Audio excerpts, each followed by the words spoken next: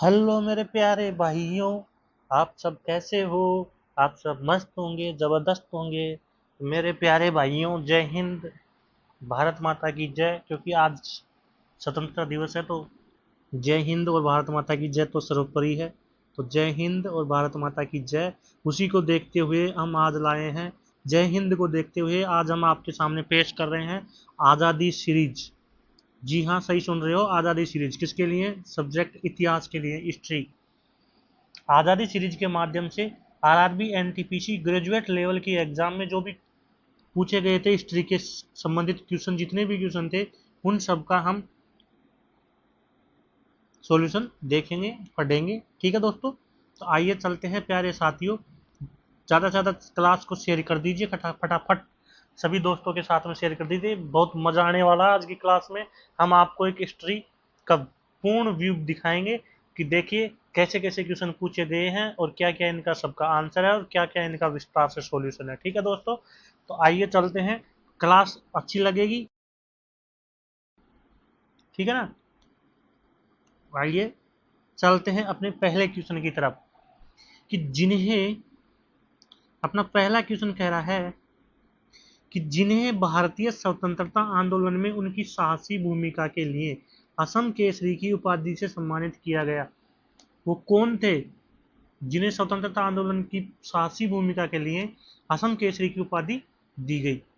तो अंबिका गिरी राय चौधरी, चंद्रप्रभा सैकियानी, तरुण राम फूकन और गोपीनाथ बारदोलाई। इनके बारे में एक एक के बारे में देखेंगे। चंद्रप्रभा सैकियानी क्या थी? एक लेखिका थी। ये क्या थी? एक लेखिका थी। क्या थी? एक ये लेखिका थी, ठीक है ना? लेखिका थी और इनने असम की महिलाओं के लिए अधिकारों की रक्षा की थी। असम महिलाओं की अधिकारों की रक्षा की थी। महिलाओं के अधिकारों की रक्षा की थी, ठीक है। अब आगे आते हैं कि तरुण राम फूकन कौन थे? तरुण राम फूकन ये थे, एक राजनीतिक थे। कौन थे? ये एक राजनीतिक थे और स्वतंत्रता सेनानी भी थे। स्वतंत्रता सेनानी भी थे। इन्हें देशभक्त कहा जाता है।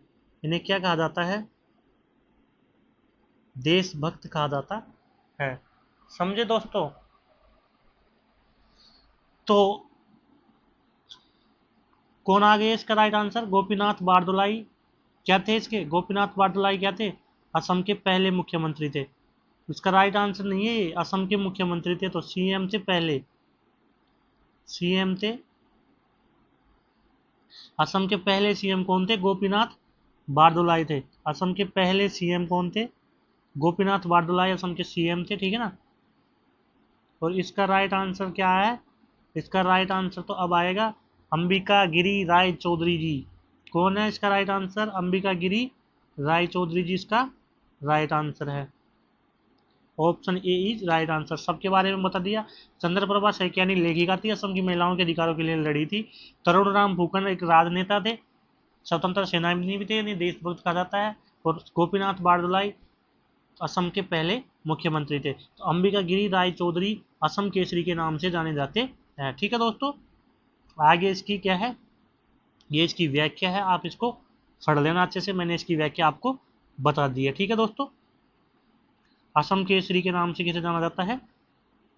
अंबिका गिरी राय चौधरी को जाना जाता है। ठीक है प्यारे साथियों, अगले क्वेश्चन की तरफ चलते हैं कि भारत में प्रवेश करने से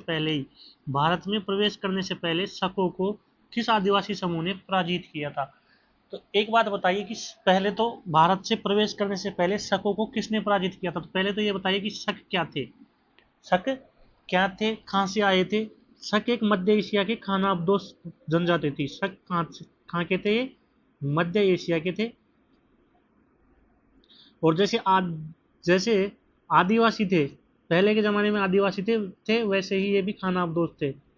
खानाबदोश थे ओनली फॉर, कुछ नहीं आता पता था, खानाबदोश थे, ठीक है ना? ये इंडो यूरोपिया में रहते थे, और ये भारत में किस लिए आए थे? प्रवास करने के लिए, रहने के लिए आए थे, ये भारत में रहने के लिए आए थे, और ये पश्चिम राज्यों का विस्तार करने के लिए, पश्चिम राज्यों के लिए जाने जाते हैं, पश्चिम राज्यों के विस्तार के लिए ये जाने जाते हैं।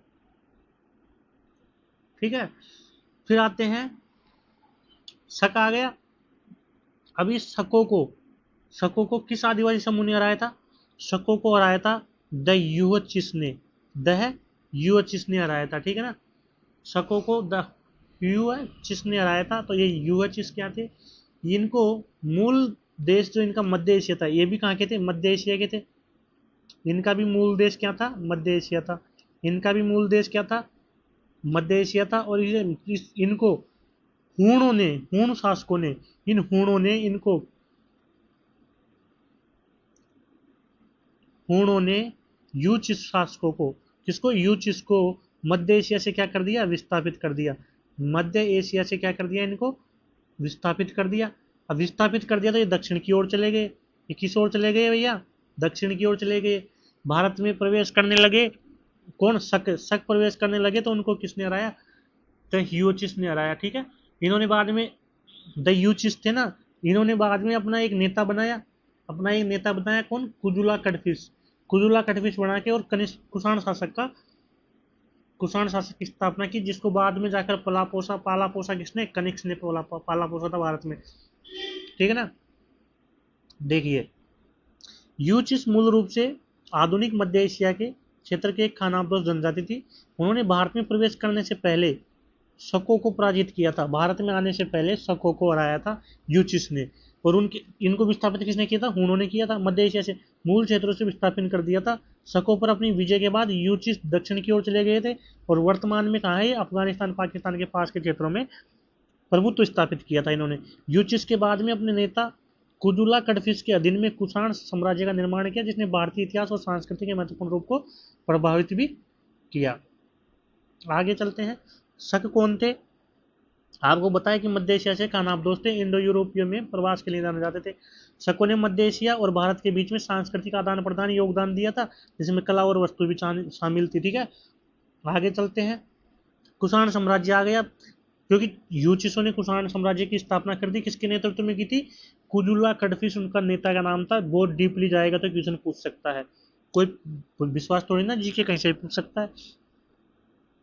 तो कुषाण साम्राज्य की स्थापना यूचिस ने की थी, और सम्राट कनिष्क के अधीन पर चरम पर पहुंचा था ये। ठीक है, तो जो कुषाण शासक था, जो कुषाण साम्राज्य था, कुषाण साम्राज्य था, इसमें क्या क्या हुआ था? कुषाण साम्राज्य में बौद्ध धर्म को बढ़ावा मिला था, और सिल्क रोड व्यापार नेटवर्क को जोड़ने में महत्वपूर्ण भूमिका। अब आप बोलोगे कि सिल्क रोड कनेक्शन क्या है? सिल्क रोड कनेक्शन एक खानाबदोश जनजातियों के प्रवास भारत, इंडिया, मध्य एशिया और चाइना, इन तीनों को जोड़ने के लिए जो रोड बनाई गई थी और उनके साथ व्यापार किया गया था, वो सिल्क रोड कनेक्शन था। ठीक है दोस्तों, अगले क्वेश्चन की तरफ चलते हैं। अगला क्वेश्चन है कि कलकत्ता और बॉम्बे के नगर निगम कब स्थापित हुए थे? कलकत्ता और बॉम्बे के नगर निगम कब स्थापित हुए थे? तो ब्रिटिश ईस्ट इंडिया कंपनी, जो ब्रिटिश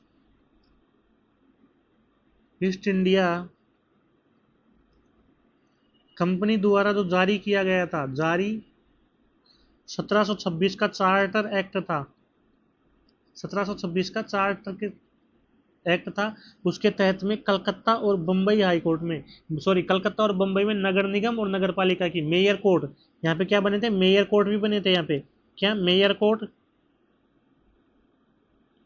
मेयर कोर्ट और नगर पालिका का प्रावधान हुआ था। ठीक है दोस्तों, कब हुआ था? 1726 के ईस्ट इंडिया कंपनी के अधिनियम से जारी, 1726 का चार्टर अधिनियम जारी किया था ब्रिटिश ईस्ट इंडिया कंपनी ने। उसके बाद में कोलकाता और बॉम्बे में मेयर कोर्ट और नगर पालिका की स्थापना हुई थी।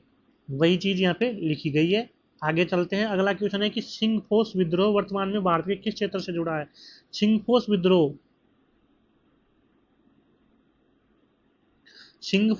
सिंगफोस जनजाति द्वारा किया गया था, और भू राजस्व में 19वीं शताब्दी के अंदर सिंगफोस विद्रोह सिंगफोस जनजाति द्वारा किया गया था। 19वीं शताब्दी में कब किया गया था ये? 19वीं शताब्दी में किया गया था। ब्रिटिश उपनिवेशकों के खिलाफ, ब्रिटिश उपनिवेशकों के खिलाफ किया गया था। और ये कहाँ है? आसाम में सिंगफोस जनजाति द्वारा किया गया था। सिंगफोस विद्रोह 19वीं शताब्दी के टाइम पे ब्रिटिश उपनिवेशों के खिलाफ किया गया था सिंगफोस जनजाति के द्वारा। ये कहाँ पाई जाती थी? सिंगफोस जनजाति आसाम में पाई जाती थी। अगले क्वेश्चन की तरफ चलते हैं। अगला क्वेश्चन है प्यारे साथियों कि निम्नलिखित में से किस अधिनियम ने गवर्नर जनरल को भारत में ब्रिटिश साम्राज्य के हितों को प्रभावित करने वाले मामलों में अपनी परिषद को ओवरराइड करने के लिए अधिकृत किया था? क्वेश्चन का अर्थ समझिए आप, जिसका अर्थ है कि जहां भी अंग्रेजों का अहित होता था, यानी कि जहां भी अंग्रेजों का हित नहीं होता था, हित प्रभावित होता था, तो उस मामले को, जो मामला उनका हित प्रभावित करता, उस परिषद को ही ओवरसाइड कर देते थे। तो किस अधिनियम के तहत आया था ये? तो ये कब आया था? 1793 के चार्टर अधिनियम, 1794 के चार्टर एक्ट के तहत आया था कि जिसमें भी अंग्रेजों का फायदा ना हो उसको ओवरराइड कर दीजिए। ठीक है, तो 1793 का चार्टर अधिनियम क्या क्या है? ये 1773 का रेगुलेटिंग एक्ट का विस्तार है, 1773 के रेगुलेटिंग एक्ट का विस्तार है, और 1784 के पिट्स इंडिया एक्ट का विस्तार है। ठीक है ना। 1773 के तहत भारत में सर्वोच्च न्यायालय, सुप्रीम कोर्ट की स्थापना हुई थी, सर्वोच्च न्यायालय की स्थापना हुई थी। और 1773 में ही बंगाल के गवर्नर को गवर्नर जनरल दे दिया गया था। बंगाल के गवर्नर को क्या बोल दिया था? गवर्नर जनरल बोल दिया था। बंगाल के गवर्नर को गवर्नर जनरल बोल दिया था। ठीक है ना। 1784 का पिट्स इंडिया एक्ट क्या था?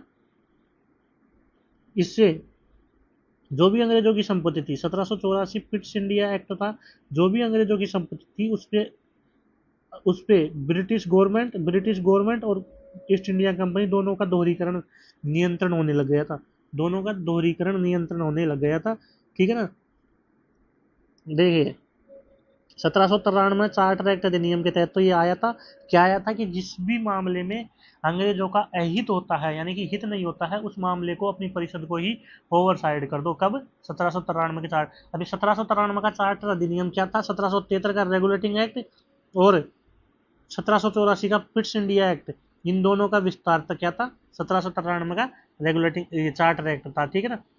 1773 के तहत सुप्रीम कोर्ट बना, बंगाल के गवर्नर को गवर्नर जनरल कहा गया। 1784 में क्या हुआ? जो ब्रिटिश की संपत्ति थी भारत में, उस पर ब्रिटिश सरकार का भी कानून लगने लगा और कंपनी का भी कानून लगने लगा। Charter act 1813, charter act 1813 company का जो व्यापार एकाधिकार था उसको खत्म कर दिया। कंपनी का व्यापार का जो एकाधिकार था, कंपनी का एकाधिकार को क्या कर दिया? यहाँ से समाप्त कर दिया गया। तो इसका राइट आंसर क्या है? ऑप्शन बी है।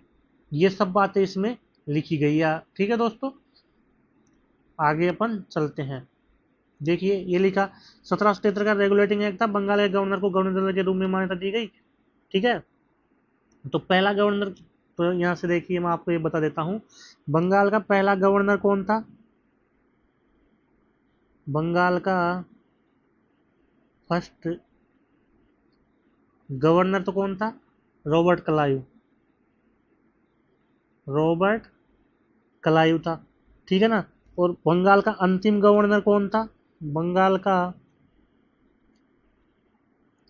Last governor Warren Hastings. कौन था? Warren Hastings. वारेन हेस्टिंग, जो बंगाल का पहला गवर्नर जनरल भी था, जो बंगाल का पहला गवर्नर जनरल भी था, बंगाल का पहला गवर्नर जनरल। क्योंकि जो 1773 का रेगुलेटिंग एक्ट था, इसके तहत में बंगाल के गवर्नर को बंगाल का गवर्नर जनरल घोषित कर दिया था। तो रॉबर्ट जो क्लाइव था वो तो बंगाल का पहला गवर्नर था, और बंगाल का अंतिम गवर्नर और पहला गवर्नर जनरल कौन था? वारेन हेस्टिंग्स था। अगले क्वेश्चन की तरफ चलते हैं। अगला क्वेश्चन है कि 1820-21 किस आदिवासी समूह ने उस क्षेत्र में अधिकारियों के खिलाफ विद्रोह का नेतृत्व किया, जिसे अब झारखंड के पश्चिमी सिंहभूमि जिले के रूप में जाना जाता है, जिसे बाद में अंग्रेजों द्वारा इसे दबा दिया गया? देखिए 1820-21 में हो जनजाति द्वारा, हो ट्राइब एक जनजाति थी, जो बिहार में रहती थी। अब तो बिहार क्या है, झारखंड और बिहार अलग अलग हो गए। तो अब कहाँ पे है ये बिहार, अब कहाँ पे है, झारखंड के सिंहभूमि जिले में आती है। झारखंड के झारखंड के किस जिले में है, सिंहभूमि जिले में है। और इसमें जो आंदोलन, जो विद्रोह किया था, इसका एक ही कारण था, क्या, उपनिवेशों के खिलाफ विद्रोह किया था। क्यों किया था, क्योंकि वो राजस्व लगा रहे थे, भूमि पर राजस्व लगा रहे थे। तो हो जनजाति कहाँ थी, ऑप्शन नंबर डी है। ठीक है, अब आता है संताल जनजाति। संताल जनजाति द्वारा संताल विद्रोह किया गया। ये कब किया गया, 1855-56 में, 1855-56 में, 1855-56 में संताल विद्रोह किया गया। मुंडा जनजाति द्वारा मुंडा विद्रोह हुआ। ये कब हुआ, 1899 से 1900 के बीच में। 1899 और 1900 में क्या हुआ, मुंडा जन विद्रोह हुआ। और खासी विद्रोह 1829 से 1833 तक। देखिए 1820-21 में खो जनजाति द्वारा विद्रोह किया गया अंग्रेजों के अधिकार, उस क्षेत्र के अधिकारियों के खिलाफ, अंग्रेजी अधिकारियों के खिलाफ। क्यों किया गया, भू राजस्व के कारण किया गया, जो झारखंड के सिंहभूमि जिले में। बाद में अंग्रेजों ने उसको दबा दिया, उठने ही नहीं दिया। ठीक है ना, सेना का वगैरह का प्रयोग करके। अब इसमें ऑप्शन दे रखे संताल जनजाति, संताल विद्रोह। संताल विद्रोह 1855-56 में हुआ था। मुंडा जनजाति द्वारा मुंडा विद्रोह 1899 से 1900 में हुआ था। और खासी जनजाति द्वारा खासी विद्रोह 1829 से 1833 तक हुआ था। ठीक है दोस्तों, यही बात इसमें बताई गई है। अगले क्वेश्चन की तरफ चलते हैं कि निम्नलिखित में से किस विद्रोह की जड़ें इस तथ्य में जुटी थी। कौन से तथ्य में, कौन से तथ्य में, किस तथ्य में कि अंग्रेजों ने ताड़ी के पेड़ों पर आदिवासियों को उनके पारंपरिक अधिकारों से वंचित कर दिया। एक तथ्य था कि अंग्रेजों ने ताड़ी के पेड़ पर आदिवासियों को पर प्रतिबंध लगा दिया। ताड़ी का पेड़ एक सांस्कृतिक और विरासत मानी जाती थी आदिवासियों की। तो उस आदिवासियों के पेड़ के पास में जाने से, उसकी पूजा अर्चना करने से उन पर क्या कर दिया अंग्रेजों ने, प्रतिबंध लगा दिया, उनको जाने नहीं देते थे। तो ये कौन से विद्रोह के साथ, कौन सा विद्रोह था जिसके साथ ये तथ्य जुटा था। तो ताड़ी का पेड़ को सांस्कृतिक विरासत मानते थे, ठीक है ना, और अंग्रेजों ने इस पर क्या लगा दिया, सांस्कृतिक सांस्कृतिक और स्मृति की विरासत।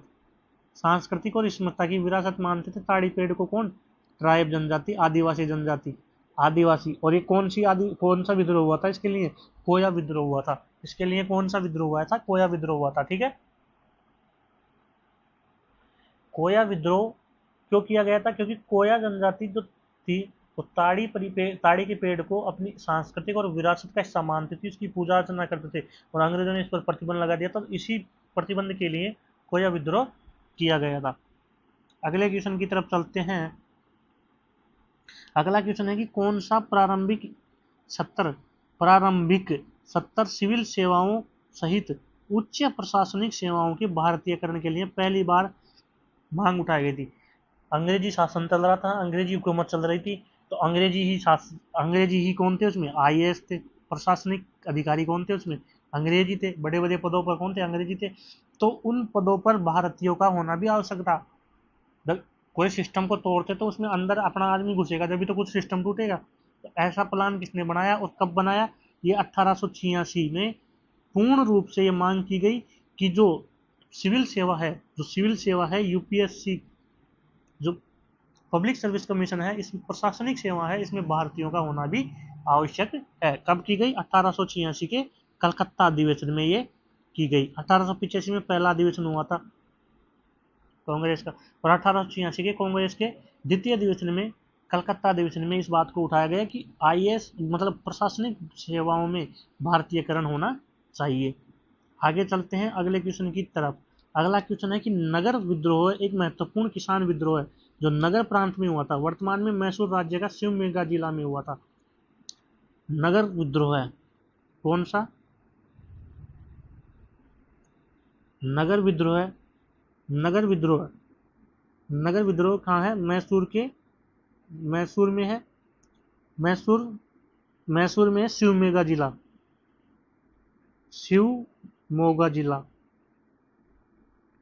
शिवमोगा क्या है, ये डिस्ट्रिक्ट है। और यहाँ पे क्यों हुआ था, भू राजस्व प्रणाली में बदलाव के लिए।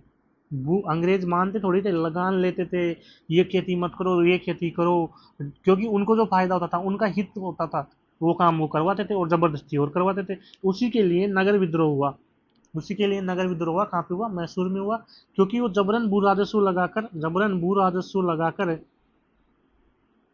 भू राजस्व लगाकर क्या करवा रहे थे? नील की खेती करवा रहे थे।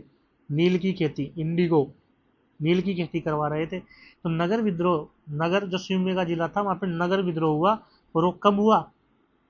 1830 से 1831, ऑप्शन डी। 1830-31 में नगर विद्रोह शिव मैसूर के शिवमोगा जिला में स्थित है नगर। तो वहां पे नगर विद्रोह हुआ 1830-31 में हुआ। क्यों हुआ? भू राजस्व लगाया गया और नील की खेती जबरन करवाई जा रही थी, इसलिए नगर विद्रोह हुआ। ठीक है दोस्तों, अगले क्वेश्चन की तरफ चलते हैं। अगला क्वेश्चन है प्यारे साथियों, किस संस्था की स्थापना 1921 में राजकुमारों के लिए एक विचार विमर्श निकाय के रूप में की गई? किस संस्था की स्थापना 1921 में राजकुमारों प्रिंसेस के लिए एक विचार विमर्श निकाय के रूप में की गई? जो भारत की जो रियासत थी, भारतीय रियासत शासक थे, भारतीय रियासतों के शासक थे, रियासतों के शासक थे, रियासतों के शासक जिनकी ब्रिटिश गवर्नमेंट के साथ में बातचीत करने के लिए जो कक्ष बनाए गए थे, उन्हीं को चैम्बर ऑफ द प्रिंसेस कहा जाता था, राजकुमारों का कक्ष कहा जाता था। और 1921 में ने बनाया गया था, जिससे भारतीय रियासतों के राजा और अंग्रेज सरकार के अधिकारी मिलकर विचार विमर्श कर सके। ठीक है दोस्तों, अगले क्वेश्चन की तरफ चलते हैं। अगला क्वेश्चन है कि निम्नलिखित में से कौन सा आदिवासी विद्रोह नेताओं को विद्रोह के दौरान निष्पादित नहीं किया गया था, लेकिन दूसरे देश में भेज दिया गया था? कौन से नेता थे? कौन से आदिवासी विद्रोह नेताओं को, कौन सा आदिवासी विद्रोह का नेता था जो ट्राइब आदिवासी विद्रोही नेता था? आदिवासी विद्रोही नेता था जिसको फांसी नहीं दी थी, जिसको क्या नहीं दी थी? फांसी ना देकर दूसरे देश में भेज दिया था, दूसरे देश में भेज दिया था, तिरोट सिंह को। बाकी तिलका मांझी, पीताम्बर, नीलाम्बर, सिद्धू और कान्हा मुर्मू, इनको सबको क्या कर दिया था? फांसी दे दी थी। लेकिन जो आदिवासी विद्रोह नेताओं को जो था तिरोट सिंह था, जिसको फांसी ना देकर दूसरे देश में भेज दिया था। ठीक है दोस्तों, अगले क्वेश्चन की तरफ चलते हैं कि मोहनजोदड़ो में मिली दाढ़ी वाले आदमी की मूर्ति किस सामग्री से बनी हुई है? मोहनजोदड़ो में कांस्य की तो क्या थी? नर्तका की मूर्ति थी, नर्तका की मूर्ति थी, नर्तका की मूर्ति थी कांस्य की बनी हुई तो। ठीक है, और पत्थर की बनी हुई क्या थी? दाढ़ी वाले आदमी, दाढ़ी वाला आदमी। और ये पत्थर कौन सा है? पत्थर कौन सा है? स्टीटाइट नामक पत्थर है ये, ऐसा वैसा पत्थर नहीं है। स्टीटाइट, स्टीटाइट पत्थर। और ये पत्थर कैसा है? मुलायम है। ये पत्थर कैसा है? मुलायम है, कठोर पत्थर नहीं है। स्टीटाइट पत्थर की बनी हुई थी। मोहनजोदड़ो में दाढ़ी वाला व्यक्ति की जो मूर्ति थी वो स्टीटाइट पत्थर की बनी हुई थी। और ये स्टीटाइट एक मुलायम पत्थर है। ठीक है दोस्तों, अगले क्वेश्चन की तरफ चलते हैं। अगला क्वेश्चन है कि शक राजा को हराने के बाद चंद्रगुप्त द्वितीय ने किससे शादी की थी? चंद्रगुप्त द्वितीय, जिसे विक्रमादित्य भी कहते हैं, चंद्रगुप्त द्वितीय जिसे विक्रमादित्य के नाम से भी जाना जाता है, चंद्रगुप्त द्वितीय को क्या नाम से जाना जाता है? विक्रमादित्य के नाम से जाना जाता है। ये गुप्त वंश का शासक, गुप्त वंश का संस्थापक था। ठीक है ना, गुप्त साम्राज्य के क्या थे? गुप्त साम्राज्य के प्रथम शासक थे, गुप्त साम्राज्य के प्रथम शासक थे गुप्त साम्राज्य के। इन्होंने शकों को हराया, इन्होंने शकों को हराया और अपने राज्य में विस्तार किया, शकों को हराकर राज्य में विस्तार किया। और शकों को हराने के बाद, शकों से युद्ध जीतने के बाद में नागवंश की, कौन? नागवंश की राजकुमारी नागवंश की राजकुमारी कुबेर नागा से इसने शादी कर ली। जो चंद्रगुप्त द्वितीय था उसको विक्रमादित्य के नाम से जाना जाता है, गुप्त साम्राज्य का प्रथम शासक था। शकों को हराने के बाद में इसने नागवंश की कुबेर नागा से क्या कर दिया? शादी कर ली। और इसने राजनीतिक लाभ देखा, इसने राजनीतिक लाभ देखा। और फिर बाद में इसने अपनी पुत्री, इसकी पुत्री भी थी, जिसकी पुत्री कौन थी? प्रभावती। इसकी पुत्री का नाम क्या है? प्रभावती थी। प्रभावती थी। इसकी शादी किससे किससे करवा दी? वाकाटक के शासक वाकाटक के जो शासक था Rudrasen first, Rudrasen second, first नहीं रुद्रसेन सेकंड, वाकाटक के शासक रुद्रसेन सेकंड से इसने क्या करवा दी? शादी करवा दी। उसमें भी इसने क्या देखा? राजनीतिक फायदा देखा। दक्षिण में इसने वाकाटक का रुद्रसेन सेकंड, से शादी कर ली और इसने दक्षिण की तरफ अपना विस्तार बढ़ाया। तो समझ में आया? चंद्रगुप्त द्वितीय, इसको विक्रमादित्य के नाम से जाना जाता है, ये गुप्त साम्राज्य का पहला शासक था। इसने शकों को हराया, शकों को हराकर राज्य का विस्तार किया। राज्य का विस्तार करने के बाद में नागवंश की कुबेर नागा से इसने शादी कर ली। दोनों के एक बच्ची हुई प्रभावती नाम की। इसको लालसा हो गई, किसको? विक्रमादित्य चंद्रगुप्त द्वितीय को लालसा होगी राज्य प्राप्त करने की। तो इसने अपनी बेटी की शादी, तो नागवंश से कर ली, तो उससे अच्छे संबंध हो गए, उधर विस्तार हो गया। फिर अपनी बेटी की शादी दक्षिण में वाकाटक के शासक रुद्रसेन सेकंड से करवा दी। उधर भी इसका क्या हो गया? अच्छा, दक्षिण में भी इसका मतलब समझ होगी, इसको अच्छी पकड़ होगी, नॉलेज होगी। आगे चलते हैं कि निम्नलिखित में से कौन सा अधिनियम सभी नियमों का एक नियमित कोड प्रदान करता है जो ब्रिटिश भारत की आंतरिक सरकार के लिए अधिनियमित किया जाता है? कौन सा अधिनियम ऐसा है जिसमें एक कोड बनाया गया था जो जो अंग्रेजों की, जो ब्रिटिश भारत था, जब गुलामी का भारत था, उसमें आंतरिक सरकार थी अंग्रेजों की, उसके लिए एक अधिनियमित कोड था। एक कोड से वो समझते थे। तो विनिमय अधिनियम 1773 का एक एक्ट था। इस एक्ट के तहत में ऐसा कोड बनाया गया था। इसके तहत में एक ऐसा कोड बनाया गया था। किसने बनाया था? ईस्ट इंडिया कंपनी ने। ईस्ट इंडिया कंपनी का 1773 का विनिमय अधिनियम था, ठीक है ना। विनिमय अधिनियम 1773 का था, जो ब्रिटिश गवर्नमेंट का आक्षेप शुरुआत का प्रावधान था। इसमें ब्रिटिश गवर्नमेंट का शुरुआत आक्षेप होने लग गया था। किसमें? इस अधिनियम के तहत। इस अधिनियम के तहत ही ब्रिटिश गवर्नमेंट, कौन सी गवर्नमेंट? ब्रिटिश गवर्नमेंट का पहले कंपनी पर किसी का कोई अधिकार नहीं था। कंपनी ही आई थी पहले सन 1600 में। ईस्ट इंडिया कंपनी ही आई थी राज करने भारत में, ठीक है ना। व्यापार करने के बहाने से आई थी और राज करने लग गई थी।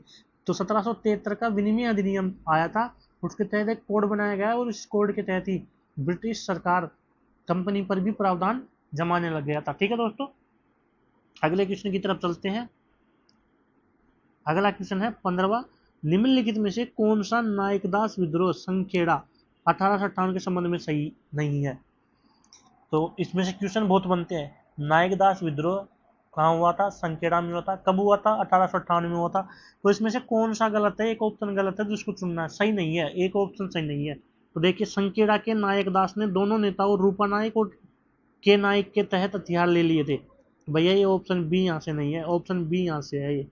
ये ऑप्शन बी यहाँ से है, ठीक है ना। ऑप्शन बी यहाँ से है। तो पहला ऑप्शन यहाँ तक है। संखेड़ा के नायकदास ने जो संखेड़ा विद्रोह था 1858 में हुआ था। उसके नायकदास ने दोनों नेताओं रूपा नायक और नायक के तहत हथियार ले लिए थे। सही बात है, ये बात बिल्कुल सही है। उनके हथियार छीन लिए गए थे, ले लिए गए थे। विद्रोह गुजरात के छोटा उदयपुर जिले के आसपास हुआ था। बिल्कुल सही बात है, छोटा उदयपुर जिले के आसपास हुआ था। नायकदास विद्रोह जो संखेड़ा 1858 था, इसमें हथियार उनसे छीन लिए गए थे।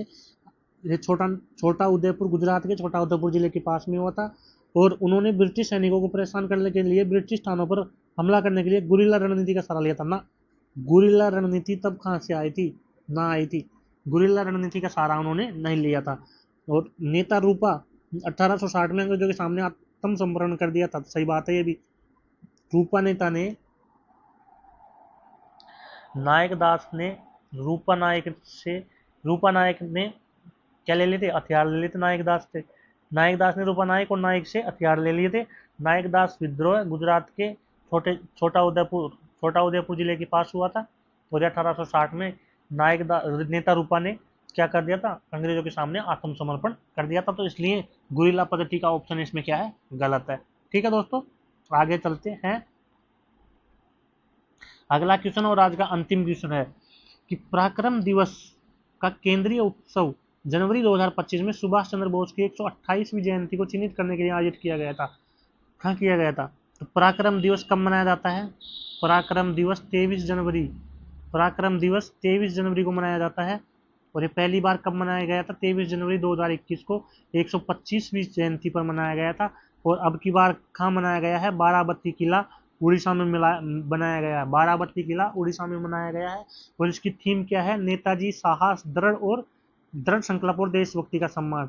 नेताजी 2025 के पराक्रम दिवस की थीम क्या है? नेताजी साहस, दृढ़ संकल्प और देशभक्ति का सम्मान इसकी थीम है। ठीक है दोस्तों, आज के लिए इतना ही है। आज के लिए इतना ही है। अब आपको कब मिलेंगे? अब आपको अगली क्लास में मिलाएंगे। तो दोस्तों क्लास को ज़्यादा से ज़्यादा क्या कीजिए? शेयर कीजिए। क्लास को ज़्यादा से ज़्यादा क्या कीजिए? शेयर कीजिए। दबाकर सभी दोस्तों के साथ में क्या कीजिए? शेयर कीजिए। और चैनल को सब्सक्राइब कीजिए, लाइक कीजिए, कमेंट कीजिए और हमें सपोर्ट कीजिए। थैंक यू, धन्यवाद दोस्तों, राम राम।